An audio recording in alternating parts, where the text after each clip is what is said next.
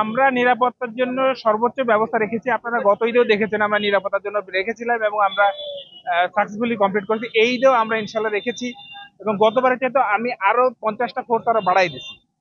ABBN থেকে আমি 150 force নিয়ে এসেছি, গতবার 100 ছিল, কারণ যেহেতু গরুর হাট আছে সেটা বিবেচনায়, এবং আমাদের গরুর হাটগুলো তো নিরাপত্তার জন্য সমস্ত ফোর্স আমাদের ডিপ্লয় করা আছে।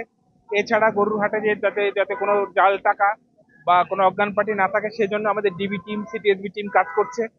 আমাদের এমনি নিয়মিত টহলও বাড়াই দিছি এখন, রাতে থেকে শুরু করে সারাদিনই ব্যস্ততার সাথে আমাদের লোকজন কাজ করছে এবং ইনশাল্লাহ আমাদের এই সমস্ত আমাদের বরিশাল মেট্রোপলিটনে যারা ফোর্স আছে তারা একেবারেই সচেষ্ট আছে এবং তারা কি বলবো কমিটেড যে আমরা বরিশালবাসীকে ভালো রাখবো। এছাড়া আমাদের যে আসা যাওয়ার জন্য যে ব্যবস্থাগুলো, বাস টার্মিনাল, লঞ্চ ঘাট, সেগুলোতে আমরা এক্সট্রা নজরদারি শুরু করেছি। ঠিক আছে, তো আশা করি ইনশাল্লাহ কোনো রকমের কোনো সমস্যা হবে না। এছাড়া আমরা যে হাইওয়েতে ঢাকা থেকে যে গাড়িগুলো আসছে সেটাও যাতে সঠিকভাবে পটুয়াখালী, বরগুনা এদিক দিয়ে পাস হয়ে যেতে পারে সেই ব্যবস্থা আমরা করছি।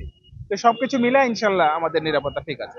মাদক নির্মূলে আমরা ডেফিনেটলি কাজ করছি, কিন্তু বরিশালে কিছুটা বাস্তবতা এইরকম যে আপনার দেখেন বড় বড় কয়টা বস্তি আছে, পলাশপুর, কেডিসি, রসুলপুর, তো এই বস্তিগুলোতে এত পরিমাণ লোক বাস করে এবং পলাশপুরে 80,000 লোক বাস করে এবং সবাই দেখেন এই যে নিম্ন আয়ের লোকজন তো বস্তিতে বাস করে, তারা মাদকের ব্যবসা করে।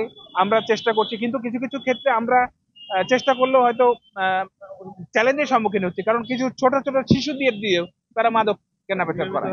তো শিশুদের আমরা গ্রেপ্তার করলে সেটা আদালতও দিতে পারি না। তো এই জন্য আমাদের নজরদারি আছে যে আমরা বড় যারা মাদক ব্যবসায়ী তাদেরকে আমরা ধরার চেষ্টা করছি। যেমন এয়ারপোর্ট থানায় আপনারা জানেন যে এর আগে বড় মাদক ধরেছি, আমার কাউনিয়া থানায় একজন আছে বড় মাদক ব্যবসায়ী, সেটা আমরা ধরার জন্য চেষ্টায় আছি, ইনশাল্লাহ করে ফেলবো। বিনোদন স্পটের জন্য আমরা আলাদা করে ফোর্স দিচ্ছি এবং বিশেষভাবে বরিশালে তো আপনার হলো বেলস পার্ক আর হলো ওই যে 30 গোডাউন, এই দুইটা জায়গায় লোক বেশি হয়, আর ওই যে প্ল্যানেট পার্কেও কিছু হয়। তো সেটা আমাদের নজরে আছে এবং সেটা ভিত্তিতে আমরা সেভাবে আমরা ডিপ্লয়মেন্ট দিচ্ছি এবং ইনশাল্লাহ সবাই নিরাপদে চলাচল করবে এবং ঈদ যাপন করবে। সব মশার বিরুদ্ধে সুরক্ষা দিতে এলো বসুন্ধরা এক্সট্রিম অ্যারোসল, মশার বিরুদ্ধে এক্সট্রিম সুরক্ষা।